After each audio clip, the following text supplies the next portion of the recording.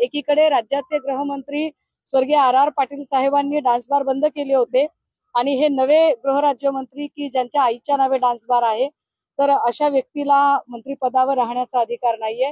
Hotel wits आणि करोडो रुपयाची कॅशबॅकचा व्हिडिओ आणि सातत्याने अत्यंत उर्मटपणाची विधानं, बेशिस्त असं वागणं असणारे मंत्री संजय शिरसाट यांचा पायउतार होणं गरजेचं आहे.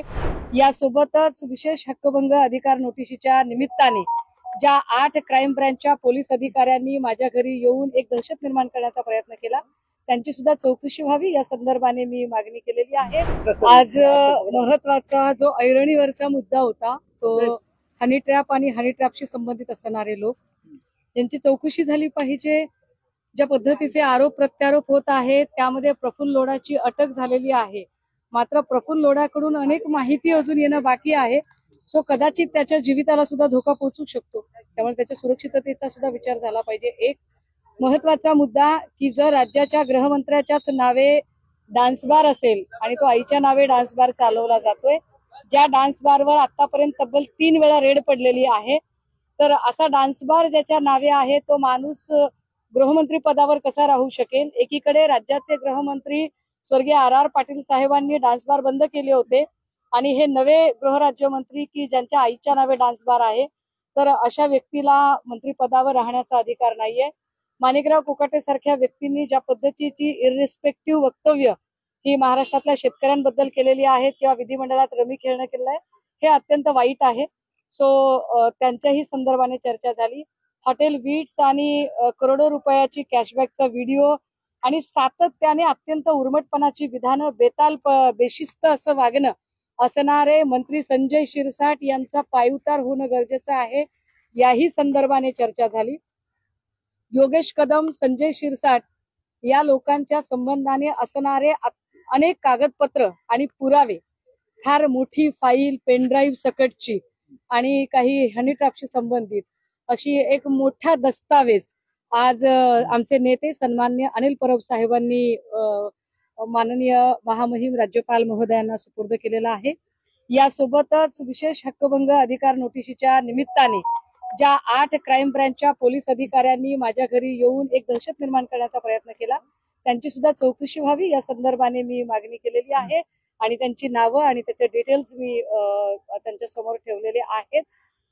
याच मध्ये मंत्री नितेश राणे यांची ही तक्रार आणि महत्वाचं म्हणजे संदीपान भुमरे यांची ही तक्रार या निमित्ताने झालेली आहे. संजय गायकवाड मारहाण प्रकरण आणि विधिमंडळातील झालेलं गँगवॉर सदृश्य मारहाण प्रकरण या सगळ्यांमध्ये विधिमंडळाची अप्रतिष्ठा होते. सबब अशा लोकप्रतिनिधींना समज द्यावी, किंबहुना आपण ऑनरेबल चीफ मिनिस्टर यांच्याशी सुद्धा या संदर्भाने बोलावं. आणि यावर महामहिम राज्यपाल महोदयांनी सांगितलं की होय, वेगवेगळे न्यूज पेपर्स आणि चॅनलच्या माध्यमातून मला या सगळ्या गोष्टी अवेअर्ड आहे, मला या गोष्टींची माहिती मिळालेली आहे.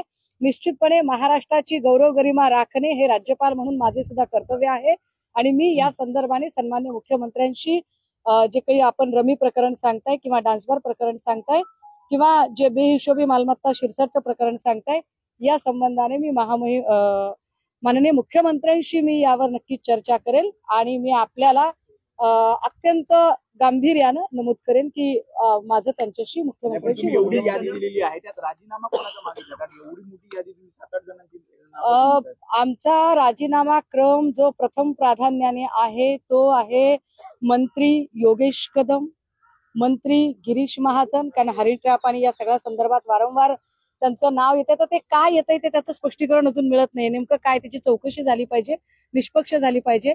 सो मंत्री योगेश कदम, मंत्री गिरीश महाजन, मंत्री संजय शिरसाट, मंत्री माणिकराव कोकाटे, मंत्री संदीपान भुमरे, मंत्री नितेश राणे या लोकांच्या राजीनाम्याची मागणी आम्ही थेट पद्धतीने केलेली आहे. योगेश कदम यांची पाठराखण जी आहे ते मुख्यमंत्री एकनाथ शिंदे यांनी केलेली आहे. मी तुझ्या पाठीशी आहे, घाबरू नकोस असं त्यांनी काल म्हटलं. बघा, योगेश कदमांची पाठराखण करताना त्यांच्या वडिलांनी पण पाठराखण केल्याचं बघितलं, पण मी ते समजू शकते. आपला तो बबड्या असतो, त्यामुळे बबड्याच्या बाबाला वाटेल की बबड्या वाचला पाहिजे, पण बबड्या आणि बबड्याच्या बाबांनी जी तक्रार बबड्याच्या बाबाचे नेते असणारे शिंदे साहेबांकडे केली आहे, तर शिंदे साहेबही हे जाणतात की या राज्यामध्ये डान्स बार बंद करण्यासाठी स्वर्गीय आर पाटील साहेबांनी काय मेहनत घेतली होती आणि गृह राज्यमंत्री पदाचा एक मोठा मैलाचा दगड त्यांनी रोवून ठेवलेला होता. मात्र आता जे काही चाललंय बबड्या आणि बबड्याचा बाबा, त्यामुळे या दोघांचीही गच्छंती होणं अत्यंत गरजेचं आहे. आणि मला खात्री आहे की उपमुख्यमंत्री एकनाथ शिंदेजी त्या संबंधाने निश्चित गांभीर्याने चर्चा करतील. खरं तर त्यांच्याही खात्याच्या आता मला वाटतं अधिकाऱ्यांच्या चर्चा आणि चौकशा चालू आहेत.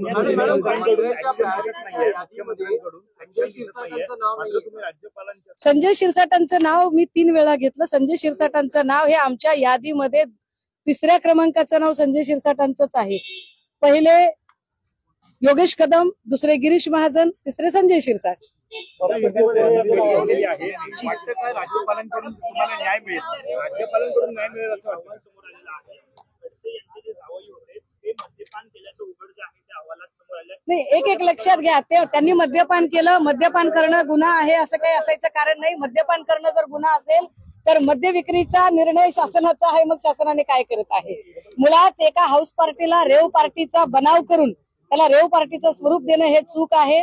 ज्या पद्धतीची ही रेड झाली आहे त्याची सगळी जर क्रोनॉलॉजी समजून घेतली तर आपल्या लक्षात येईल की संजय राऊत साहेब आधी आरोप करत होते, मग संजय राऊत साहेबांवरती जेल कारवाई झाली. नवाब मलिकांनी असे आरोप केले, नवाब मलिकांवर कारवाई झाली.